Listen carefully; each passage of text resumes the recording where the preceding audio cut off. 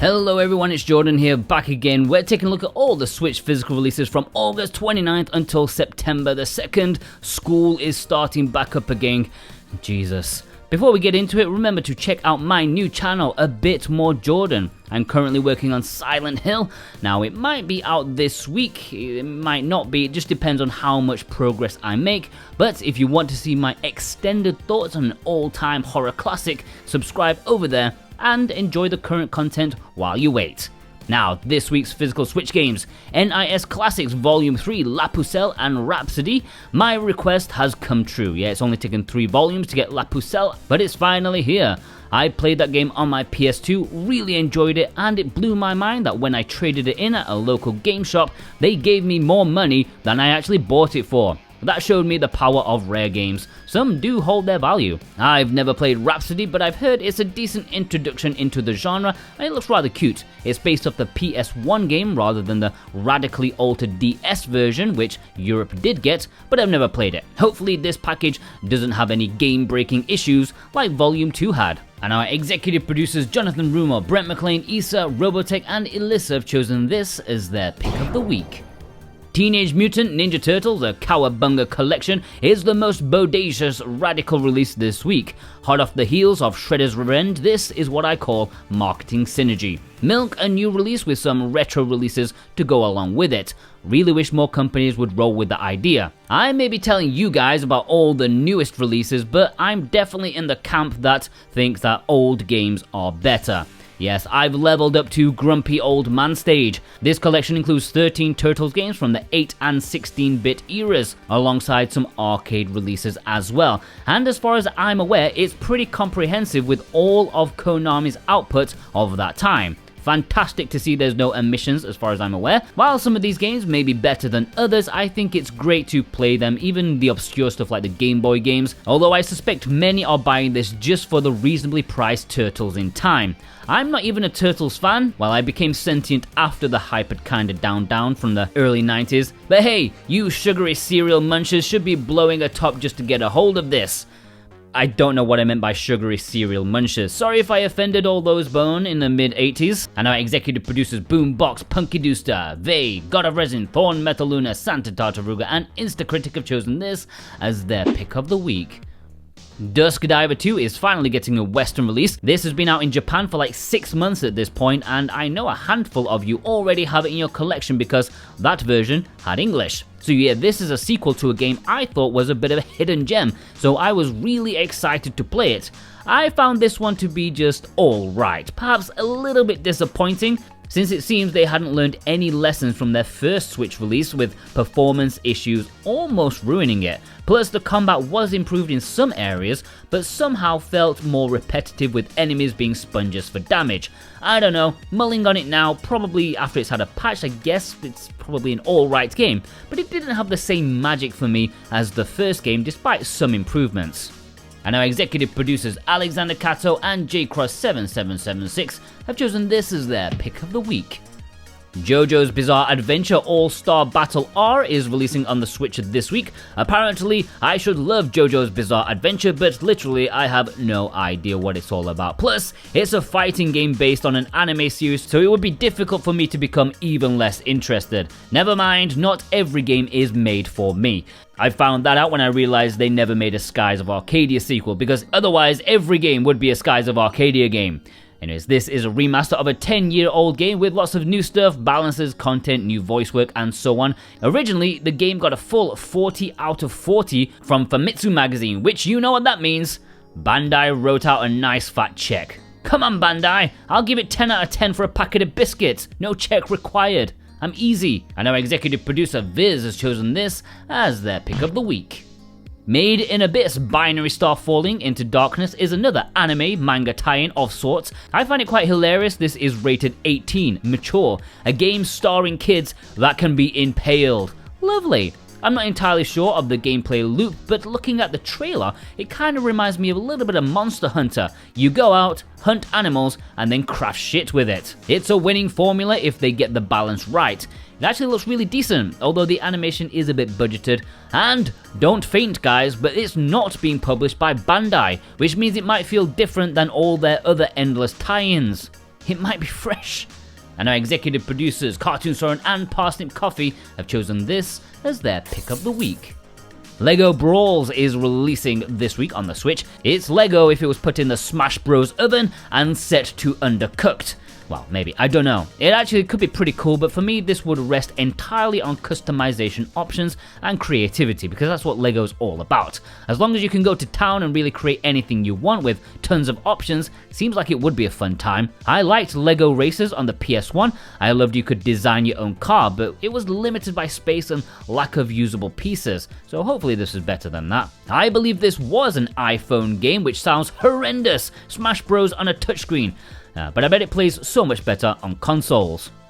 Super Bullet Break is releasing physically this week after a small delay from its digital release. This is a roguelite deck building RPG where you pick up cute waifus in a gacha style system. Microtransaction free, by the way. It's all in-game earned currency. This was positively received on Steam, at least with supposedly addictive gameplay and the gacha system actually adding to the experience rather than getting in its way. Sounds like a cute fun time, but with plenty of difficulty, of course. And our executive producer, Precision Plague, has chosen this as their pick of the week. A quick mention to Bugsnax, releasing at retail in the US this week, and executive producer Jennifer M has chosen this as their pick of the week. And a quick mention to a game that I'm not really sure about. I have no idea if it's releasing physically this week, but some say it is, some say it's not. Slaycation Paradise. Maybe out physically this week. I really don't know, to be frank, but I'll talk about it now since it can't be too far off. This is a fairly cheap looking twin stick shooter that's also partially a tower defense game. Set during the zombie apocalypse, it feels like these games are a dime a dozen. They've tried to add some personality with some retro Americana kind of thing. If it doesn't release this week, maybe next week, and even if it does, I'm not going to mention it again. You've had your warning. Alright, the low print.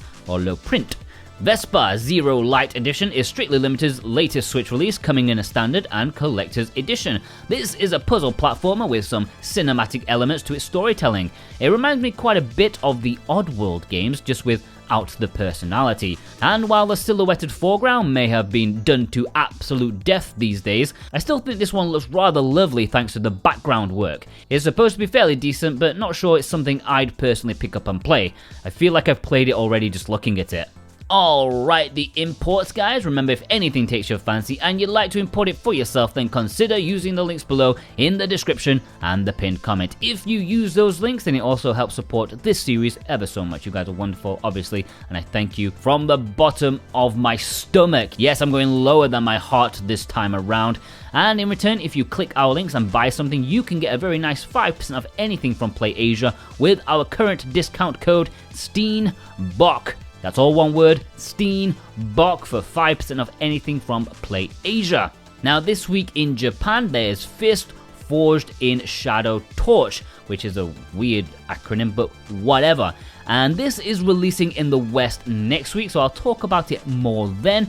But this has been out in Asia already for quite a while. I didn't talk about it when it released then because, to be frank, I didn't believe it was going to release, but it did. And now it's Japan's turn, and it does have English as well. It's I'll talk more about it next week, okay? But if you live in Asian regions, then this is the week you might want to pick it up. And our executive producer Grantsert and Dane Wilkinson have chosen this as their pick of the week.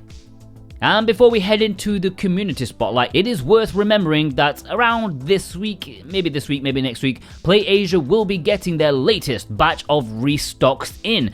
Just to go over them quickly, Ghost 1.0 and Unepic, a Metroidvania double pack. Oniken and Odalis, two retro style games, one like Castlevania, another like Ninja Gaiden.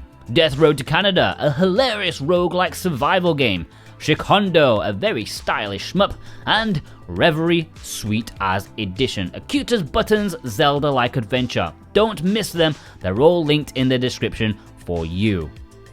Alright, the community spotlight. Our executive producer, Man in Japan, Vei, picked up a wallet-busting amount of games with some big imports such as Idol Manager, check out my review, SD Gundam Battle Alliance, check out my review, which, by the way, that got in a ton of new people to the channel who genuinely did not enjoy my style of video. So many dislikes. Gundam fans, lighten up a little bit, come on. Don't take all my reviews seriously. I like to talk about flamethrowers and stuff like that, okay? That's my style. Enjoy it. Or watch some other boring channel. I don't know, up to you. Anyways, he also got the Japanese TMNT Shredder's Revenge, which includes a soundtrack and acrylic standee. Fantastic. And quite a lot of you bought that with our affiliate, so thank you so much. Even more people than Gundam, which surprised me greatly. But that's what happens when you offer great value compared to greedy Western publishers. Tirath picked up this bunch of games. Abyss of the Sacrifice is an obscure visual novel that's full of brain-busting puzzles. It's a bit like Virtue's Last Reward or 999, but even more so, like really difficult. But I do find it interesting. Tabitha picked up 2 RPG imports thanks to the RPG import video I did a few weeks back. And yes, I thank you for picking up Taiko. Seriously, it's the happiest JRPG double pack ever made. People don't talk about it enough, and that makes me sad. Psych Villain, thanks so much for the donation. A lot of id goodness here, can't go wrong with a bit of Doom. Such an easy series to just pick up and play and blow some demon brains up. I can't say I've played like all of the series like intensely, but when I do play it, I love it. Rick Menso picked up the Japanese release of Gunvolt 3, the collector's edition, which also came with some store-exclusive pre-order bonuses. Not everything here will be with the Play Asia version, sadly, but it does look great. Rick Krolbert gave us an update on his recent pickups the past few months, and that's a bucket load and a half to take in. They got in the collector's edition of Metal Max Xeno, which I also have, and I want to give the series a big retrospective someday, but that would be one hell of a task.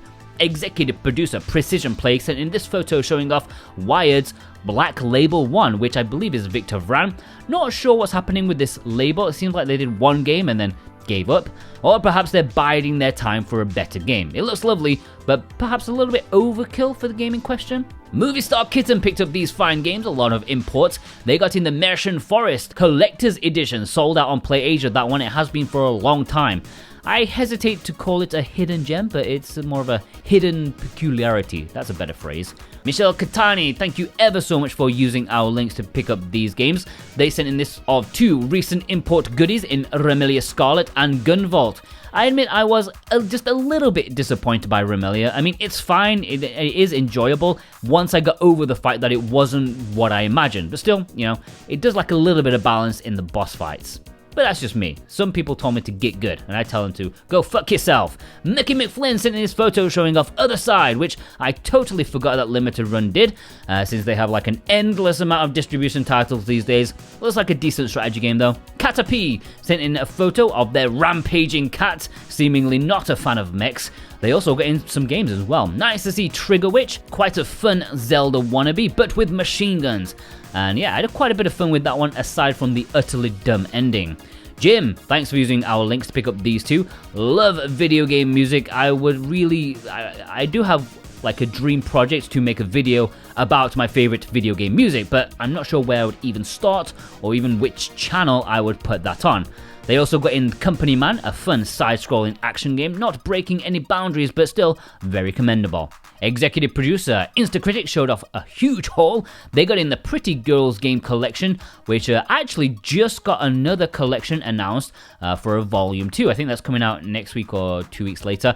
East Asia Soft and Funbox giving the world what the world needs, whether they want it or not.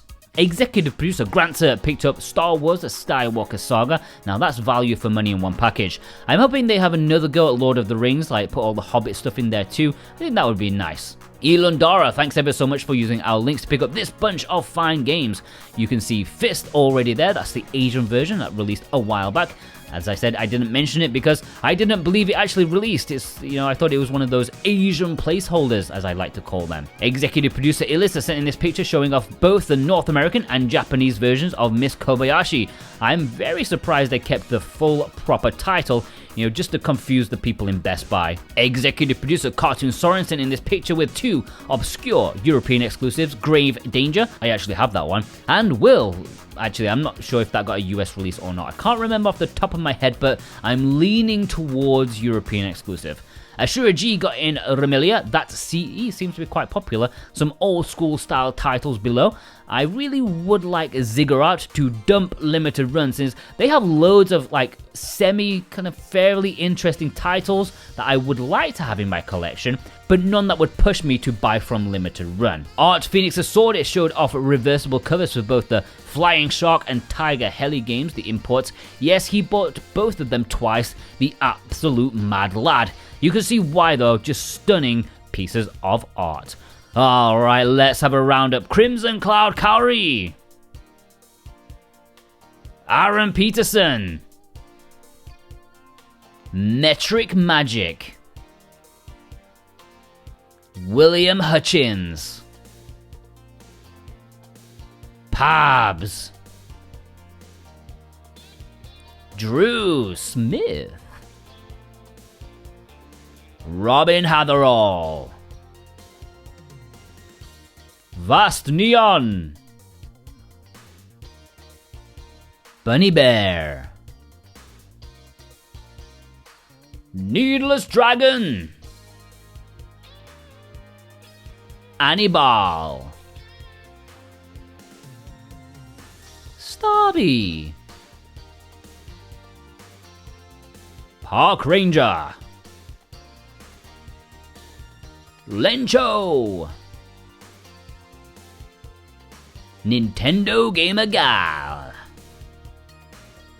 Alright, please send me your pictures on Twitter at SoWhatAboutGame. You can DM me or tag me in a post and use the hashtag Let'sGetPhysical. We have an email address, switchwatchspotlight@gmail.com, and a Discord where the server link is below in the description, and you can submit your pictures there in the submission section. Only one picture per week. Before we go, another thank you is in order, this time for W. Maru. I'm happy you enjoy my limited run rants. I don't do them for entertainment, but if that's a side effect, then so be it. Thank you for your donation.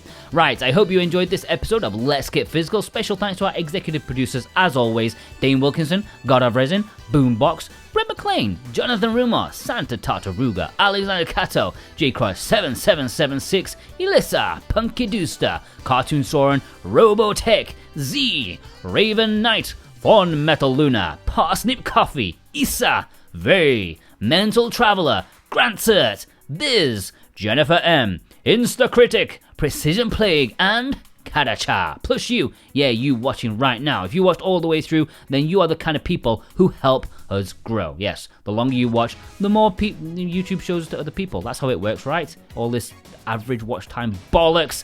Anyways, thank you for adding to this bollocks. If you are one of those, well, I'll stop right now. If you watched all the way through, leave me a turtle emoji in the comments in honor of the Cowabunga collection. Please go check out some of last week's reviews. I was a very busy boy.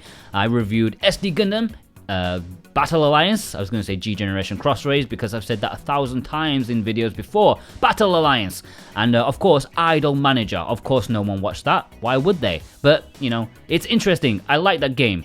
So yeah, go watch that review if you didn't, and check out my new channel, A Bit More Jordan, for a lot more me. Maybe this week we will have Silent Hill, maybe next week we'll have Silent Hill. We'll see, but I think it will be worth the wait. It's going to be like an hour or more long. Take care!